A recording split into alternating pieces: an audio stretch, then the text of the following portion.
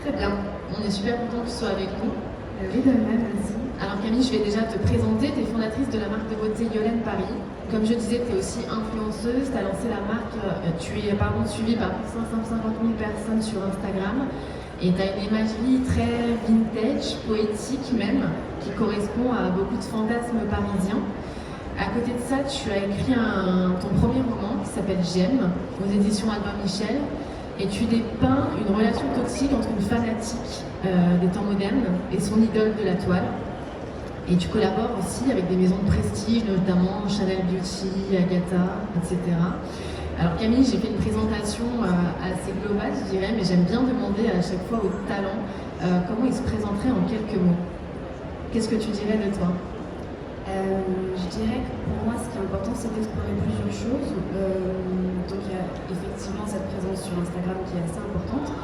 Et même à travers ça, j'essaie de toujours explorer différentes choses. Moi, ce qui m'amuse dans Instagram, c'est vraiment le fait de travailler avec des photographes, notamment à l'argentique, et d'explorer plutôt une espèce de création artistique à mon petit niveau, évidemment, mais c'est plutôt ça qui, moi, me plaît dans Instagram. Prendre des photos à l'iPhone en bas de chez moi, c'est pas du tout ce qui me stimule dans ce métier-là, c'est vraiment le fait de rencontrer des artistes qui m'apportent des choses, mais vraiment. En fait, on a un petit peu des boîtes de production à nous tout seuls, les influenceurs, c'est un métier qui a énormément de préjugés et d'a priori négatifs, parce qu'on a l'impression que c'est un métier... On va en parler justement de la définition un peu exactement de l'influence. Il n'y a pas de souci. Et après, comment je me définirais ? Bah oui, je dirais ça. Je dirais qu'effectivement, j'ai ce compte Instagram qui prend pas mal de place, cette bande passante mentale. Il y a effectivement l'aspect écriture qui est important pour moi.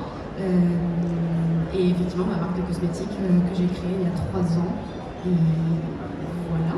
Ok. Et comme je disais, tu as une communauté assez large. Tu as 550 000 personnes, enfin un peu plus sur Instagram. Qu'est-ce que tu faisais avant les réseaux sociaux, avant de te lancer ? On va essayer d'apprendre un peu plus à te connaître. Alors, ce que je faisais avant les réseaux sociaux, je pense que le gros fil rouge dans ma vie, de manière générale, et depuis toujours, c'est d'écrire des histoires. Enfin, j'adore raconter des histoires, donc j'ai toujours aimé écrire. C'est un métier que j'ai fait, donc j'ai toujours écrit des petits textes, etc., des fictions, mais c'était pas mon métier. Donc quand j'ai dit à mes parents que je voulais écrire plus tard, ils m'ont dit oui, fais-le d'une manière où tu pourras gagner de l'argent. Écrivain, Camille, c'est forcément sûr. Donc j'ai fait des études, j'ai fait ma prépa lettres, ensuite j'ai fait des études de com et j'ai été rédactrice en chef d'un média chez My Little Paris pendant 3 ans. Et après, à la suite de ça, j'ai travaillé en freelance pour plusieurs marques en termes de storytelling toujours. Et Instagram a pris de l'ampleur à ce moment-là. Et justement, est-ce que tu peux nous raconter tes premiers pas sur les réseaux ? Comment t'y allais ? Pourquoi ? Est-ce que c'était juste comme ça au début ? À l'époque, par curiosité, comme tout le monde, je pense que quand Instagram a débarqué, je crois que j'étais en prépa et ça venait d'arriver, donc ça devait être 2011, quelque chose comme ça. Ouais, je pense. Donc je me suis inscrite comme toutes mes amies parce que voilà, c'était nouveau, c'était intriguant. Et mes débuts sur les réseaux en tant que métier, tu veux dire ? Comment, oui, t'es arrivée donc au début, tu nous disais comme ça, un peu comme tout le monde, et puis finalement, ça s'est un peu professionnalisé au fur et à mesure. Ouais, un peu par la force des choses, en fait, c'est vraiment du hasard, et d'ailleurs, c'est quelque chose que j'ai un peu rejeté au début. J'avais posé pour une fille qui avait une marque de vêtements vintage sur Instagram dont j'avais parlé dans un article à l'époque, et pour me remercier, elle voulait m'offrir une pièce, bref, on avait discuté. Elle cherchait des filles mignonnes, mais pas mannequins, pour faire des photos gratuitement. Et les photos ont bien marché, j'étais taguée dessus, et je pense que par effet de rebond, avec l'algorithme à l'époque, ça marchait différemment. Et je me suis retrouvée plein de personnes qui me suivaient sur Instagram alors que je n'avais pas du tout pensé à ça en fait.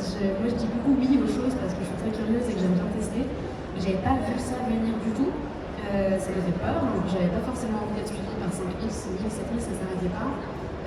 Oui, c'est ça, parce que comment ta communauté s'est construite finalement ? L'algorithme d'Instagram fonctionnait différemment à l'époque. Il n'y avait déjà vraiment pas cette idée de vidéo. Il y avait beaucoup moins les vidéos, c'était vraiment les photos. Et quand on faisait des photos qui étaient un peu impactantes, qui correspondaient à ce que la communauté attendait de nous, je suppose.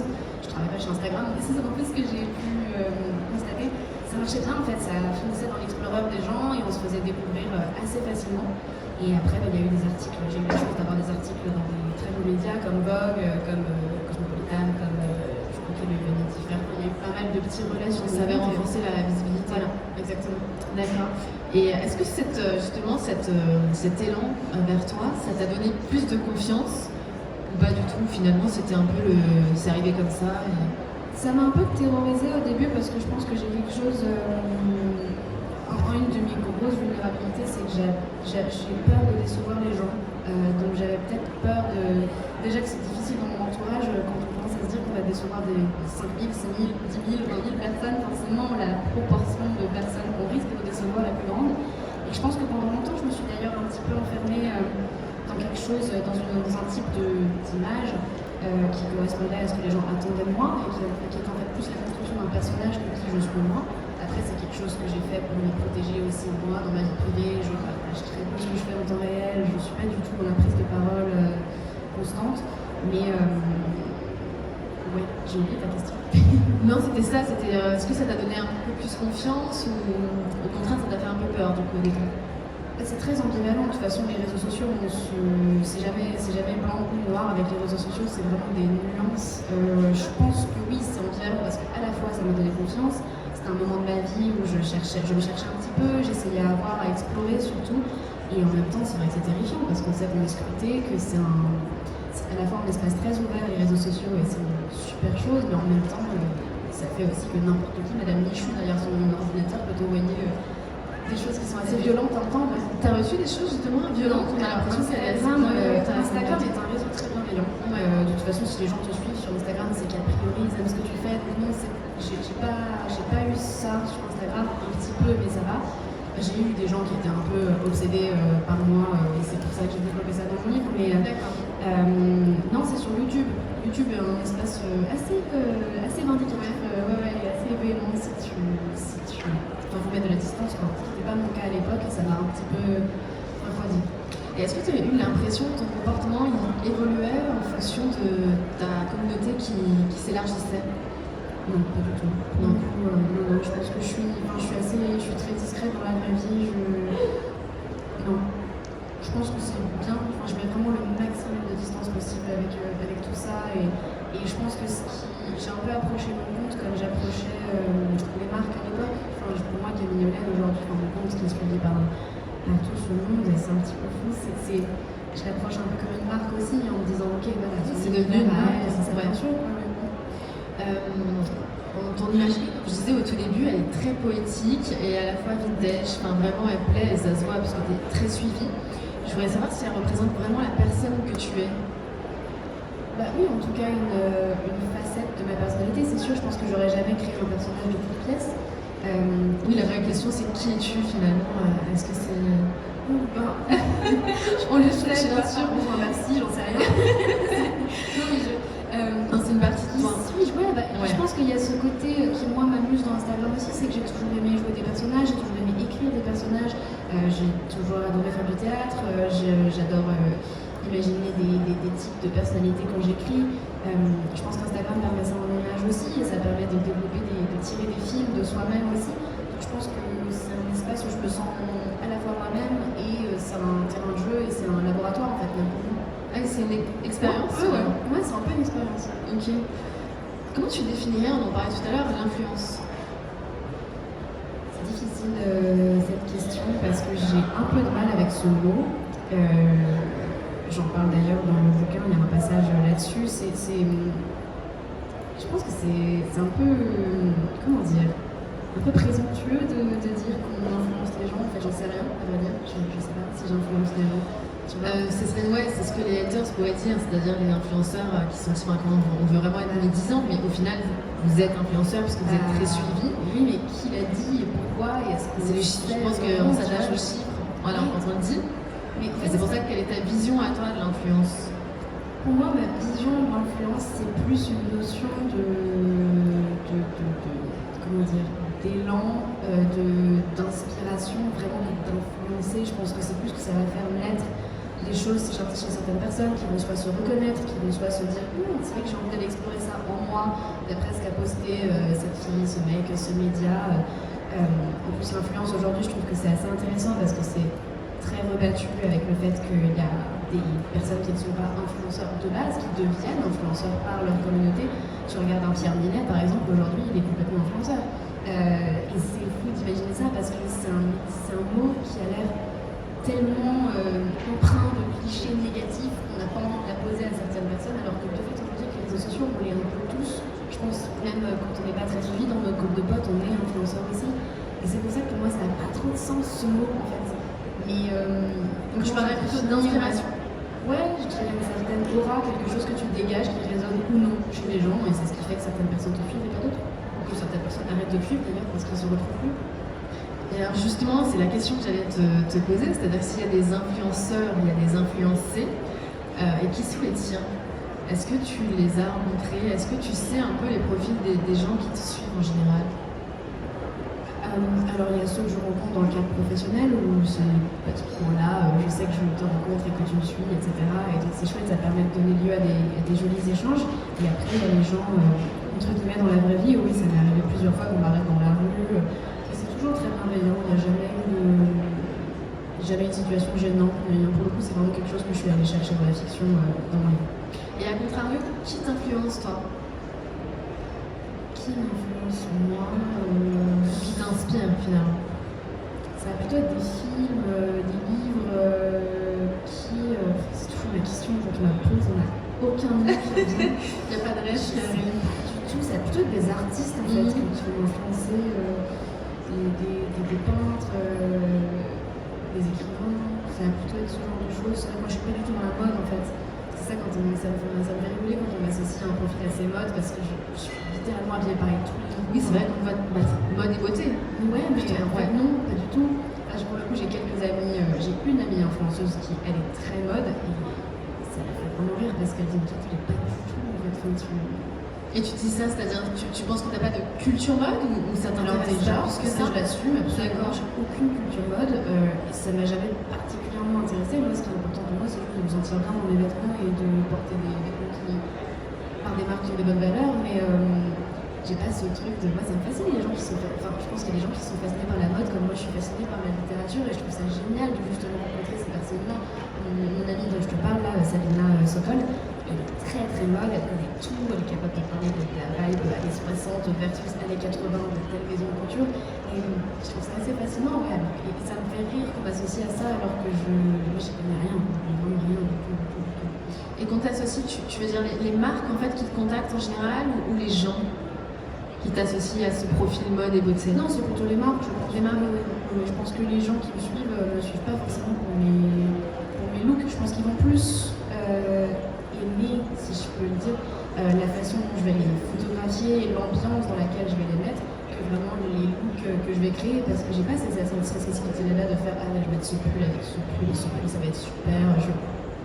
C'est pas une de mes compétences, ça je l'avoue. D'accord, donc quand tu penses tes shoots, c'est comment? C'est avec la plutôt en termes de couleur, en termes de couleur, d'ambiance, ok, t'as l'arrière-plan, donc tel genre de couleur va ressortir dessus, faut que ce soit facile à porter, faut que ce soit pas trop fou. Ouais, c'est assez. Et justement, il y a des collaborations que tu refuses parce que tu te reconnais pas dans. Alors je refuse 90% des collaborations qu'on me propose, ne serait-ce que parce que j'ai pas envie d'avoir un profil commercial. Donc assez pointu, c'est ça que tu veux dire dans le commercial ou Non, c'est juste que j'aime pas trop. Déjà, je poste assez peu et j'aime pas trop l'idée d'avoir tous mes posts qui sont des publicités, d'avoir des codes promo partout, etc. C'est quelque chose que je fais pas parce que j'ai pas envie d'avoir. Moi, en tant que personne qui consomme Instagram aussi, qui suit des gens, ça a tendance à m'agacer quand la personne te balance un code promo tous les jours, une pub, etc., etc. Tout le monde doit bien gagner sa vie, évidemment, mais je suis concernée aussi. Et j'aime pas l'approche mercantile d'Instagram. C'est pour ça que je refuse beaucoup de choses parce que j'ai pas envie de me transformer en femme sandwich en fait. Donc je le fais de temps en temps, parce qu'il faut bien, mais c'est pas ça qui me. En plus, souvent, ils ont des impératifs, ils sont très rigides encore. C'est assez intéressant de voir comment les marques fonctionnent. Ils ont une charte, tu veux dire, tu dois respecter certains codes, c'est ça qui te. Et ne serait-ce que les hashtags.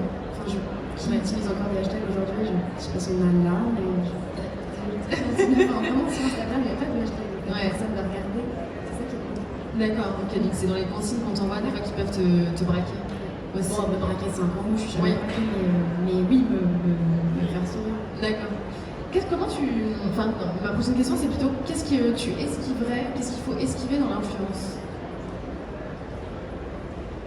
Qu'est-ce qu'il faut esquiver d'influence. Alors les mauvaises collabs peut-être déjà, parce que c'est important et parce que mine de rien, on a un peu un devoir vis-à-vis des gens qui nous suivent de ne pas promouvoir des marques qui ont des mauvaises valeurs, je pense. Et au-delà de ça, je pense que ce qu'il faut vraiment esquiver, c'est de se perdre soi-même. Enfin, c'est de valoriser son personnage plus que qui on est vraiment et avoir à vivre à travers le filtre d'Instagram tout le temps. C'est ce que je te disais avant, moi je poste jamais en temps réel où je suis, ce que je mange, avec qui je suis. Non, je le fais pour la culture. Alors oui, par contre, si je sors du théâtre et que j'ai adoré une pièce, je le fais immédiatement. Ou un film, mais pas ma vraie vie en fait. Parce qu'à un moment, tu as eu peur de te perdre dedans? Non, pour le coup, j'ai tellement pas voulu que ça me tombe dessus que dès le début, j'ai mis une grosse distance. Donc non, je pense que j'ai jamais eu ce truc de peur de me perdre. D'accord. On va parler de ton livre, on va parler un peu littérature. Tu as publié le livre J'aime en mai 2024. Est-ce que c'était un rêve pour toi d'écrire? Ah bah oui, ça pour le coup c'est mon rêve le plus ancien, je pense, d'écrire. Donc oui, c'était fou. Et ça s'est passé comment? On t'a contacté? Non, c'est moi qui ai écrit. J'ai écrit ce livre il y a un petit moment déjà. J'ai commencé à l'écrire en 2021. Je l'ai fini en 2022. Donc oui, donc ça faisait un petit moment qu'il était fini. Et j'ai envoyé à plusieurs maisons d'édition. C'est avec Albert Michel que j'ai eu un coup de cœur pour mon éditeur. Et voilà, maintenant c'était pas du tout une commande. C'est vraiment de mon côté, je me suis dit, ah tiens, là j'ai une histoire. Et potentiellement je l'ai de A à Z et je peux la tenir. Donc on va voir ce que ça donne. Et j'ai toujours eu envie d'écrire pour le coup. Et d'ailleurs, quelle lectrice es-tu? Qu'est-ce qui te... Polémique. Vraiment, je lis très vite. C'est à la fois une chance parce que je peux lire beaucoup, mais c'est problématique parce que ça coûte cher. En plus, ça coûte cher les livres en fait. Moi, la librairie en bas de chez moi, je peux me faire des séances de 4-5 livres et ça monte assez vite. C'est par période aussi. Il va vraiment y avoir des périodes où par jour, je peux lire 2 ou 3 livres si jamais vraiment je m'autorise ça dans mon emploi du temps. Parce que c'est aussi ça, moi je fonctionne comme ça même pour écrire. J'ai besoin de beaucoup lire. Ça me met dans une musique en fait, ça me met dans un élan. Donc oui, je pense que oui, je fonctionne comme ça, un peu par période. Sur une période de 2 semaines, je vais lire énormément de livres et après pendant 2 mois rien du tout. Mais c'est le concept très extrême. Tu as des auteurs de référence? Vraiment, qu'est-ce que tu aimes lire? Des romans? Des auteurs de référence. Bon, après dans les classiques, il y a évidemment Poésie Éluard, il y a Kundera, il y a tous ces auteurs-là que j'adore évidemment. J'ai relu Zweig récemment aussi, c'est vraiment génial, c'est une sensibilité, toutes ces biographies c'est super.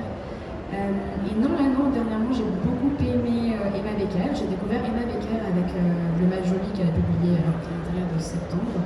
Et moi quand j'aime bien un auteur, j'aime bien aller tout lire d'ailleurs. Okay. Donc je crois que j'ai lu tous les Emma Becker ensuite. Et j'ai trouvé ça fabuleux. Je trouve qu'elle a vraiment une écriture impertinente et très juste. Ça a vraiment été une belle découverte Emma Becker. Et en ce moment, qu'est-ce que tu lis? Et ben en ce moment, là je viens de finir Zweig la semaine dernière, j'en ai enchaîné 3 de lui. Et là j'étais en train de relire, j'ai commencé à relire Le Mage du Kremlin, que j'ai lu un peu dans un train à l'époque et je m'en étais pas bien imprégnée donc j'ai envie de le relire. Et est-ce que tu peux nous raconter la genèse de ton premier roman? La jeunesse, je pense que ça a commencé parce que j'avais envie d'écrire autour de ce personnage de Lou. Qui est un peu apparu comme ça dans ma tête. Je me suis dit, intéressant, j'ai envie d'écrire cette fille, je sais pas où ça va m'emmener, etc. Et après, je me suis dit, comment est-ce qu'un narrateur ou une narratrice pourrait avoir autant de détails sur cette fille? Et j'avais pas du tout envie d'en faire un livre sur les réseaux sociaux. J'ai essayé tous les prétextes avec moi-même pour sortir du réseau social. Et en fait, après coup, je me suis rendu compte que c'était ça qui marchait, mais narrativement. Et oui, en fait, c'est venu par le personnage de Lou. J'avais envie de créer cette histoire et petit à petit avec la narratrice, etc. j'ai imaginé tout ce qu'il pouvait y avoir autour. Justement, on va parler un petit peu plus de l'histoire après, mais comment tu as vécu ce passage du digital au papier? Tu rentres dans mon Instagram et Oui. Alors, ce qui est intéressant, c'est que je pense que sur Instagram, justement, il y a cette notion de personnage où je pouvais me protéger en sous-entendu, si les gens n'aiment pas ce que je fais, etc., ça reste ce que je fais, c'est pas qui je suis. Pour le coup, il n'y a rien de plus intime qu'un livre. Donc il y avait un peu ce truc ce grand vertige de ok, jusqu'à présent, c'était des photos, c'était une manière à moi de produire des choses sans que ce soit profondément intime. Un livre, c'est profondément intime, c'est littéralement ce qu'on a dans la tête, c'est ce qu'on a dans le cœur, c'est notre manière de voir le monde aussi, c'est nos mots, c'est notre musique à nous, et je pense que c'était terrifiant, et je l'ai très bien vécu. J'ai très très bien vécu. Alors tu me l'as dit, il y avait cette envie d'écrire, mais est-ce que tu avais envie de toucher un autre public ou d'offrir quelque chose de différent à ta communauté? Je pense que ma communauté n'est pas vraiment rentrée en jeu quand j'ai écrit ce livre. J'ai pas... Ça a vraiment été deux trucs très séparés dans ma tête. Pour moi, il y avait Instagram d'un côté et l'écriture de l'autre. Et si par heureux concours de circonstances, les deux se rejoignaient, tant mieux. Même Michel serait ravi. Mais j'ai pas écrit ce livre en pensant à ma communauté, pour le coup. Pas du tout. Et dans ce livre, alors on y vient, tu dépeins les personnages de Lou. Et Lou, elle est influenceuse, elle est peut-être un petit peu vaniteuse et elle est ultra adulée par Diane. Diane qui devient fanatique entre admiration et jalousie. Comment t'es venue cette trame, cette histoire? Parce que je pense que c'est assez classique avec le piédestal sur lequel sont mis les créateurs de contenu, etc. Avec la communauté, avec la visibilité, etc. Je pense que ça m'est venu parce que moi j'ai eu affaire à des gens où je sentais qu'ils avaient une obsession un peu malsaine pour moi et je me suis dit ok, qu'est-ce que ça pourrait donner si je tirais le fil, à quel point les personnes peuvent être folles et peuvent projeter des choses sur les images en fait. Diane et Lou sont chacune à leur propre manière victimes des illusions, du monde des illusions. On est dans un monde de l'époque, et on est là-dessus aujourd'hui, on est dans les apparences, on est dans l'image, en fait vraiment l'enveloppe, et pas tant que ça dans l'intime et dans l'intériorité. Donc c'était un petit peu ça que j'avais envie de montrer, parce que les deux ont le même problème, c'est juste qu'il n'est pas placé au même endroit. Et pourquoi ce titre J'aime? Alors c'était pas le titre à l'origine, c'était un autre titre que j'avais en tête, mais au final, déjà j'étais ravie d'apprendre que J'aime n'était pas un titre déjà pris, parce que ça me paraissait quand même fou, mais j'étais... Oui, c'est vrai que ça paraît un titre. Ouais. Et J'aime, en fait, il y a un double sens. Il y a à la fois le fait d'aimer, parce que Diane est très obsédée par nous, et il y a le J'aime des réseaux sociaux qui sont l'unité de mesure du succès sur Instagram. C'est vrai qu'on est à l'ère où on passe notre temps souvent sur les réseaux à liker à droite et à gauche. Est-ce que ça veut dire qu'aujourd'hui, activer un j'aime, c'est pas si anodin, ça peut engendrer des sentiments contradictoires selon toi? Dans quel sens des sentiments contradictoires? En lien avec ton histoire, c'est-à-dire que il y a une sorte d'admiration et de jalousie à la fois. Oui, je pense que ça a toujours été le cas. Tu regardes Marie-Antoinette, c'était ça aussi. Hein. Mais il n'y avait pas Instagram, bien sûr. Oui, mais c'est un mécanisme très humain, je pense, de la fascination. Et en même temps, on a envie de voir ses idoles tomber. Enfin, si tu regardes, c'est ça aussi qui nourrit tout ce qui se passe à Hollywood en ce moment. En fait, la polémique avec Blake Lively, etc. On a envie de voir ces gens qu'on a placés si haut. Il y a un peu un truc en nous de ça ferait quoi s'ils tombaient? Du coup, est-ce que si on a eu le pouvoir de les faire monter aussi haut par notre admiration, par notre soutien dans le projet, ça donne quoi si on les fait tomber aussi? Je pense que c'est un peu cette espèce d'ambivalence très humaine en fait qui est incarnée dans les réseaux sociaux et complètement amplifiée. Est-ce que c'est une situation, toi, que tu as déjà, en tout cas, esquivée? Tu nous disais un peu tout à l'heure que tu as vu des gens un peu trop près, c'est-à-dire? Ça m'est arrivé d'avoir des fans qui habitaient loin pour le coup, donc je me sentais pas directement menacée. Mais c'était pas trop proximité. Mais qui étaient complètement fous. Ils écrivaient aux marques avec qui je travaillais en disant bonjour, je veux le gilet qui a touché sa peau s'il vous plaît, je peux payer très cher. J'étais ouais, 6 000 € par PayPal, pas de problème, tu vois. Mais non, mais ça fait peur. Flippant, ouais, ça fait peur.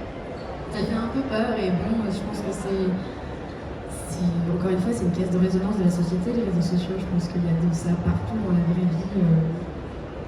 Et est-ce que tu penses ce livre, c'était une façon peut-être d'exorciser une angoisse? Toujours une façon d'exorciser quelque chose, un livre, je pense. Et une angoisse peut-être pas, mais en tout cas, un questionnement que j'ai sur à quelle place tu accordes à la visibilité, quelle place tu accordes aux inconnus dans ta vie, à quel point tu peux faire confiance, à quel point tu peux te laisser aller, à quel point tu peux rencontrer des personnes et être très candide. Je pense que j'ai un côté assez candide et qui pourrait me causer du tort là-dedans dans ce métier typiquement. Mais j'imagine qu'aujourd'hui tu es plus méfiante quand même. Peut-être quand on vient t'inventer, que tu sais pas trop à qui t'as affaire. Je pense que tu le ressens assez vite, comment dire, la vibe de quelqu'un, l'énergie de quelqu'un. Tu ressens si c'est quelqu'un qui vient avec des bonnes intentions ou pas. Et dans ces cas-là, j'avise. Mais oui, non, je pense que je suis assez ouverte comme fille. Je suis timide, mais je suis ouverte quand on vient me voir avec un grand sourire et tout. Bien sûr que je suis ravie. J'avais eu une expérience assez négative. Où un jour j'ai reçu un mail, c'était lunaire ce truc, je l'ai gardé précieusement, et je le lis souvent à des amis. J'avais reçu un mail sur ma boîte pro où l'objet c'était juste un petit sourire. J'étais là, juste un petit sourire, d'accord, j'ouvre le mail. Ça m'a interpellé. Bien sûr, ça m'a interpellé. Entre les invitations à des cocktails presse, juste un petit sourire, ça m'a intriguée. Et c'était une fille qui racontait, c'était un moment où j'allais vraiment pas bien dans ma vie perso pour le coup. Et j'avais un peu mis Instagram en pause. Et je reçois ce long mail d'une fille qui dit coucou Camille, je t'ai croisée aujourd'hui dans un café, j'ai croisé ton regard à plusieurs reprises, mais je n'ai récolté que froideur et distance. Quel dommage quand on incarne quelque chose d'aussi solaire, d'être aussi distant dans la vraie vie. Tu devrais spread une good vibe et distribuer des sourires à tout le monde autour de toi, ce serait bien pour que je te lève. Oui, elle était motivée. Ouais, mais c'est un passage que j'ai mis quasiment mot pour mot dans mon livre. J'aurais pu le mettre dans les remerciements d'ailleurs, mais ouais, ça m'avait vraiment abasourdi parce que j'étais là, mais en fait, on attend des créateurs de contenu, de ceux qui font des métiers d'image de manière générale, et même des femmes d'ailleurs dans la vraie vie, de toujours sourire, être disponible, être dans un bon état d'esprit. Être à la disposition des gens, en fait, c'est quelque chose qui m'a un peu heurtée parce que c'est pas toujours le cas. Enfin, moi, j'essaye de l'être le plus possible. Et en plus de ça, j'allais pas bien à ce moment-là. Elle serait venue me voir pour me dire coucou, moi je te suis sur Instagram, j'aime bien ce que tu fais. Évidemment, je serais sortie de j'aurais fait bah cool, et j'aurais fait un effort. Il y a beaucoup d'exigences en fait, je pense, dans les métiers d'image, et c'est le revers de la médaille parce que c'est un métier qui apporte énormément d'avantages aussi. Mais je pense que c'est le seul truc que je me dis, méfie-toi. Les gens sont pas forcément hyper bien intentionnés. Et t'avais répondu à ce mail ou pas? Ouais, j'avais répondu de manière plutôt open, plutôt sympathique à vrai dire. J'avais justement dit ça, je lui avais dit écoute, je pense que ça n'allait pas bien à ce moment-là dans ma vie. J'étais avec une amie, j'étais dans ma sphère privée, j'étais pas du tout dans une optique de représentation. Tu serais venu me voir, je t'aurais répondu avec plaisir et je serais sortie de mon nuage noir avec plaisir. La prochaine fois, viens me voir, c'est tout, tu vois. Après, elle a voulu me vendre une formation en conseil, bon bref. C'est un peu ma bien sûr. Et très bien, mais en fait, c'est vrai que ça pose la question de la distance. Alors tu me disais que tu passes pas en temps réel, etc. Mais au quotidien, quand tu montres ta vie, enfin un certain lifestyle, comment tu arrives à garder un petit peu ta vie à toi, ta vie un peu perso, et en même temps ce côté partage que tu dois faire peut-être pour les marques, ou parce que ça fait partie de ta ligne aussi et de ta charte. Est-ce que c'est des questions que tu te poses de la rencontre finalement réelle, de la différence avec le digital? Est-ce qu'au quotidien, est-ce que c'est naturel ou tu t'interroges? Je pense que ce qui s'est passé assez naturellement, c'est que j'ai vu Instagram comme un travail et pas comme ma vie. Et ça, c'est intéressant.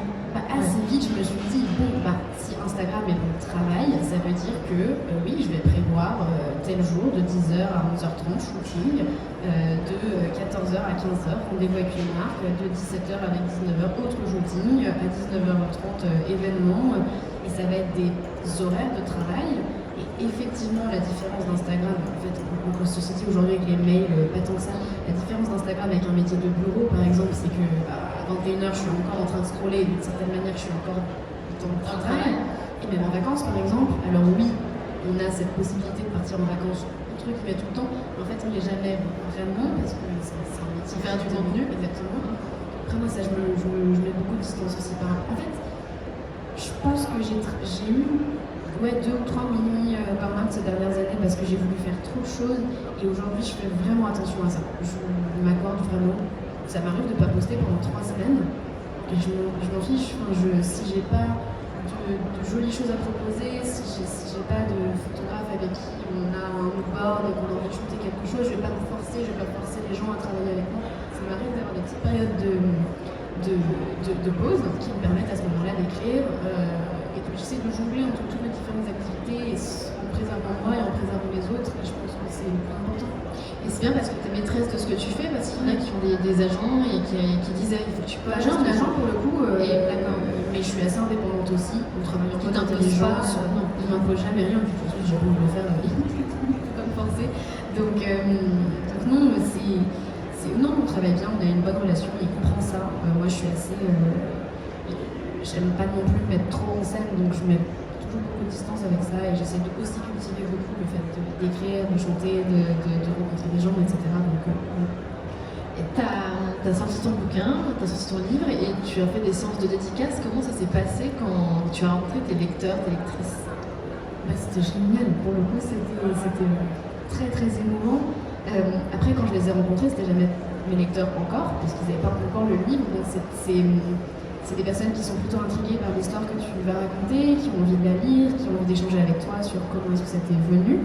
Et après, maintenant, par la suite, j'ai rencontré des lecteurs plutôt à des événements où on m'a dit « Ah, j'ai lu ton livre », mais même dans la vraie vie, ça m'a fait trop plaisir. J'étais à la boulangerie l'autre jour et la fille me fait « C'est Camille Yolaine ?» Je fais « Oui, oui ». Elle me fait « J'ai adoré votre livre » et ça m'a trop touchée qu'on me parle de moi en tant qu'écrivain. C'est vrai, 30 fois plus, 50 fois plus, 100 fois plus quand on parle de mon livre que de mon Instagram, évidemment.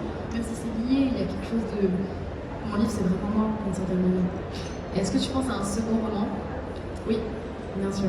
Ouais, j'ai déjà 40, 50 pages. Il faut juste que je le relise et que je me remette dedans. Mais oui, c'est... Est-ce que ce sera dans la même thématique, pardon, ou ce sera Alors, ce sera dans la thématique de la lumière et du fait d'être en lumière. Ce sera pas dans la même époque parce que je pense que j'ai plus du tout envie d'écrire sur les réseaux sociaux. Ok, mais ce sera sur ça, ouais. Ce sera aussi sur deux personnages féminins. Je sais pas pourquoi je suis fascinée par ça. Je suis Gémeaux, qu'est-ce que tu veux que je te dise? Oui, d'ailleurs, double personnalité ou pourquoi Non, la dualité, je trouve que le regard, le fait de vraiment... Oui, cette dualité. Le miroir, en fait, est assez intéressant. Ok. On va parler de ta marque de beauté que tu as lancée pour savoir un petit peu quel est ton univers et comment ça s'est déroulé. Donc cette marque elle a pour phrase d'accroche la beauté à la française. Je veux savoir ce que ça représente pour toi. Ce côté un peu qu'on nous envie et de ce que j'ai cru comprendre depuis que je suis suivie et que des personnes d'autres pays viennent me voir et me demander des conseils, etc. Je pense qu'il y a un côté un petit peu, en tout cas aux antipodes de la beauté un peu avec des make-up de contouring, etc. Quelque chose de très pro. Je pense que le cliché de la française, mais il faut en jouer, hein, c'est intéressant aussi. Il y a ce côté un peu décoiffé, un peu vite fait, un peu imparfait qui marche. Oui, c'est ça. Je pense que c'est faussement décoiffé, oui, c'est ça. un C'est peu le gris. Pour le coup, vraiment décoiffé. Ça marche aussi. Mais oui, je pense que c'est ça. Ce que cette marque incarne, c'est le côté facile et pas prise de tête en fait de la beauté. Loin des... Oui, il n'y a pas besoin de cette idée de perfection qu'on voit partout, on cache qui, ou en tout cas de 30 000 étapes pour changer nos traits, ou changer qui on est, ou changer ce à quoi on ressemble. Je pense que c'est plutôt ça, en tout cas moi, ma vision de la beauté et ce que je faisais quand j'étais rédac chez Maïté Paris, Maïté Beauty. En l'occurrence, c'était ça que j'essayais d'amener aussi pour les lectrices, c'était d'être dans une beauté qui accepte beaucoup et qui sublime, qui ne va pas venir cacher ou métamorphoser. Le naturel et la valorisation de sa singularité. Quel type de produit tu proposes? C'est surtout pour les lèvres, parce que moi c'est quasiment le seul truc que je maquille en fait. Donc ça va être, on a des mousses de rouge qui ont une texture inspirée de la mousse au chocolat. C'est très mousseux, très velouté. Et c'est dans des petits tubes de gouache, parce que mon père est peintre et j'avais envie de rendre hommage à ça, parce que j'ai grandi là-dedans. Il y a des crayons pour les lèvres, il y a des baumes, il y a des mascaras, il y a des accessoires. Voilà. Comment tu définirais la femme Yolaine Paris? La femme Yolaine Paris, elle se prend pas la tête justement, il y a une certaine désinvolture je pense. Il y a une attention aux petits détails, une envie d'avoir des jolis objets en plus d'avoir des produits qui marchent. Et de même que pour le livre, est-ce que c'était un projet qui te tenait à cœur de lancer ta marque? C'était vraiment de la curiosité, plus que moi je me suis jamais vue comme entrepreneuse, j'ai jamais eu la confiance, ne serait-ce que la confiance de me dire je peux créer une marque et la porter et les gens vont l'aimer. C'était beaucoup moins en moi, c'est quelque chose qui me faisait peur. En fait, c'est vraiment juste qu'à un moment donné, j'ai eu cette idée, comme j'ai bossé en tant que rédactrice beauté pendant 3 ans et que j'ai testé énormément de produits, et que quand mon compte a commencé à prendre de l'ampleur, on me demandait beaucoup où j'allais, machin, etc. Je me suis dit, j'ai quand même une expertise, j'en ai testé beaucoup, que je m'y connais un petit peu. C'est ce qu'on me demande, les gens apparemment sont intéressés par ça. Est-ce qu'il n'y a pas manière soit de me maquiller avec une marque de beauté existante, soit carrément d'en fonder une. Et à l'époque, j'avais rencontré un des directeurs de Blissing, qui s'appelle Quentin, pour me demander des conseils. Et en fait, je lui parlais un petit peu de ce que j'avais en tête et mes idées. Et il m'a dit, tu sais quoi, on va la créer, la marque, ça peut être intéressant et ça peut être un projet vraiment cool pour toi. Ça m'a fait très peur, parce que je me suis jamais vue comme une businesswoman, tu vois, j'y connais rien en chiffres, en CA, en stratégie. Tu vois plutôt comme une créative. Oui, 200%, oui, vraiment plutôt comme une créative, oui. J'ai des idées en DA, en storytelling autour de marque, mais c'est autre chose. Ouais. Et qu'est-ce qui ancre la singularité de ta marque, selon toi? Je pense que c'est vraiment justement ça, le côté de la direction artistique, quelque chose qui est assez marqué. On est sur des produits qui ont quand même une identité visuelle qui se distingue. Il y a ce travail des imprimés, où on travaille vraiment avec une fille qui crée pour le textile, qui va chercher dans des archives de grandes maisons, où s'est inspiré, on crée tout. À chaque fois, c'est vraiment...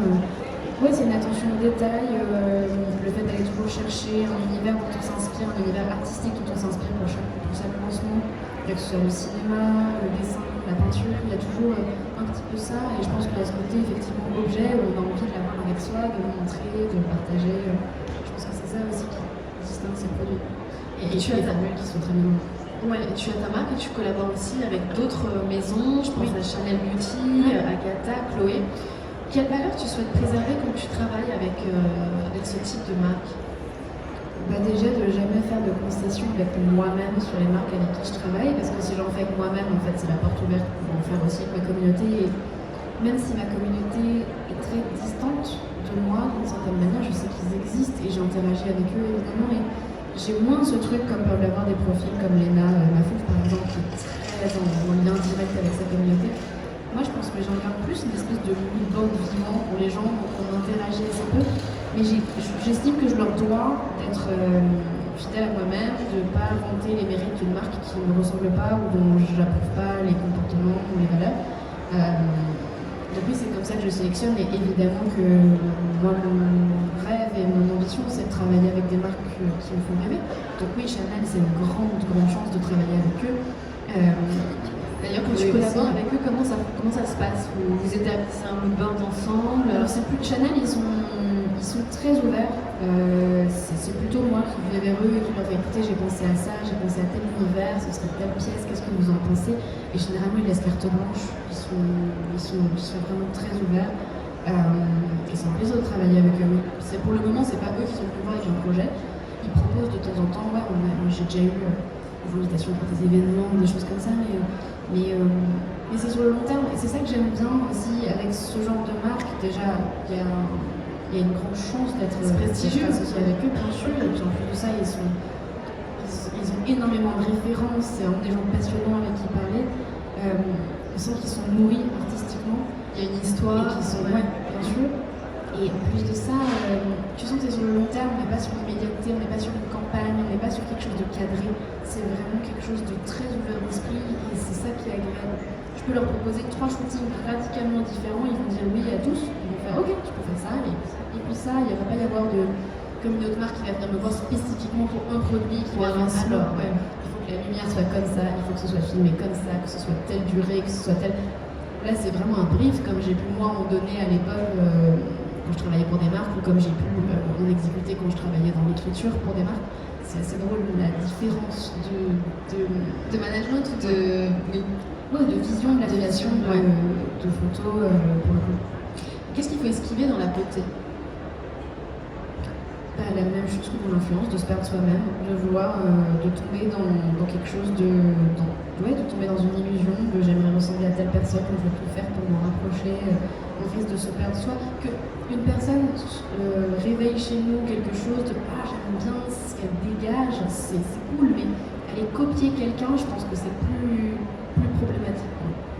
Alors tout à l'heure, tu me disais que mode, c'était pas spécialement ton créneau, mais c'est vrai qu'on te voit plutôt comme une influenceuse mode et beauté, et pour de belles maisons. Qui sont les créateurs qui t'inspirent dans la mode? Est-ce que quand même il y en a certains qui dénotent pour toi?